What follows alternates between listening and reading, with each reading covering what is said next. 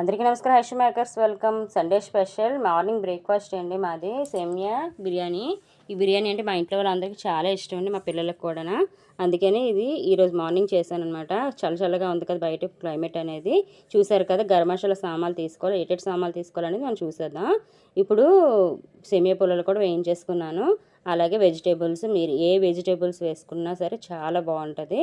నేనైతే capsicum, carrot తీసుకున్నాను, అలాగే ఉల్లిపాయ, టమాటో, ఇంకా మిల్ మేకరు, బిర్యానీ ఆకు, పచ్చిమిర్చి చాలా తక్కువ తీసుకున్నానండి, ఎందుకంటే కారం ఎక్కువైపోతుంది దీంట్లోని. మనం కారం చూసుకొని వేసుకోవాలి. అలాగే ప్యాన్ పెట్టుకుని ఆయిల్ వేసుకొని గరం మసాలా సామాన్లు వేసేసి ఉల్లిపాయ వేసి బాగా వేయించేసుకున్నాం కదా, అల్లం వెల్లుల్లి పేస్ట్ కూడా వేసేసి బాగా వేయించేసుకోవాలి.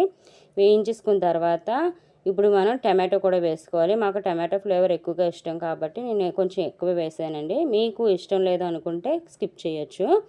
ఇప్పుడు కొంచెం టమాటో వేగిన తర్వాత అల్లం వెల్లుల్లి పేస్ట్ బాగా పట్టేసింది కదండి టమాటోకి.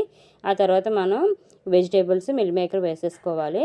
వేసేసిన తర్వాత కొంచెం కలిపిన తర్వాత ఇప్పుడు నేను చెప్పిన విధంగా ఈ కారం, పసుపు, గరం మసాలా, ధనియాల పొడి, అలాగే కస్తూరి మేతి ఇవన్నీ వేసేసి బాగా వేయించుకోవాలి. కస్తూరి మేతి మీ ఇంట్లో లేకపోతే స్కిప్ చేయొచ్చండి, ఏం పర్లేదు, బాగానే ఉంటుంది అయినా సరే. ఇప్పుడు ఇలాగా మనం అన్నీ కలిపి బాగా వేయించుకోవాలండి సిమ్లో పెట్టి ఒక 5 నిమిషాలు. తర్వాత పెరుగు కొద్దిగా వేసుకోవాలి. పెరుగు వెజిటేబుల్స్ వేయడం వల్ల టేస్ట్ అనేది ఇంకా ఇంక్రీజ్ అవుతుందండి, మనకి స్పైసెస్ బ్యాలెన్స్ చేస్తుంది. అందుకని చెప్పేసి నేను పెరుగు వేస్తాను. పెరుగు వేసి కొంచెం బాగా వేయించాలి. సిమ్లో పెట్టే వేయించండి, హైలో పెట్టకండి. ఇప్పుడు బాగా వేయించిన తర్వాత అప్పుడు కొంచెమే వాటర్ వేయండి. వేసి ఇగోండి ఈ విధంగా ఆ వాటర్ అంతా ఇంకిపోవాలి, కర్రీలాగా అయిపోతుంది. అప్పుడు కొద్దిగా పుదీనా వేసుకోండి. పుదీనా వేయడం వల్ల ఏంటంటే మనం ముందు పోపులో వేగితే మనకి పోపు కన్నటికి పడుతుంది కాబట్టి రైస్ కూడా బాగా పడుతుంది. అందుకని పుదీనా నేను ముందు వేసేసాను. మీరు పుదీనా ఇంకా ఫ్రెష్ది అయితే ఇంకా బాగుంటుంది. నేనైతే కొంచెం ఎండబెట్టి ఉంచుకుంటానండి, ఇలాగ ఎప్పుడైనా కావాల్సి వచ్చినప్పుడు సడన్గా తినాలనిపించినప్పుడు నేను బిర్యానీ అనేది చేసేసుకుంటాం ఇంట్లోని. ఇప్పుడు ఇలాగా మనం వాటర్ వేసేసి పచ్చిమిర్చి వేస్తాం కదా, పచ్చిమిర్చి కానీ మీరు ముందే వేసినట్లయితే గొంతుకు మండుతుందండి, ముందు మాత్రం వేసుకోకండి. కొంచెం వాటర్ బాగా మరిగిన చూస్తున్నారా, మరిగిన తర్వాత నేను సేమియా వేసేసాను. వేసేసి బాగా కలిపేసుకున్నాను. మాకు కొంచెం ముద్దగా అంటే ఇష్టమండి, అందుకని చెప్పేసి నేను వాటర్ ఎక్కువగా వేసుకున్నాను.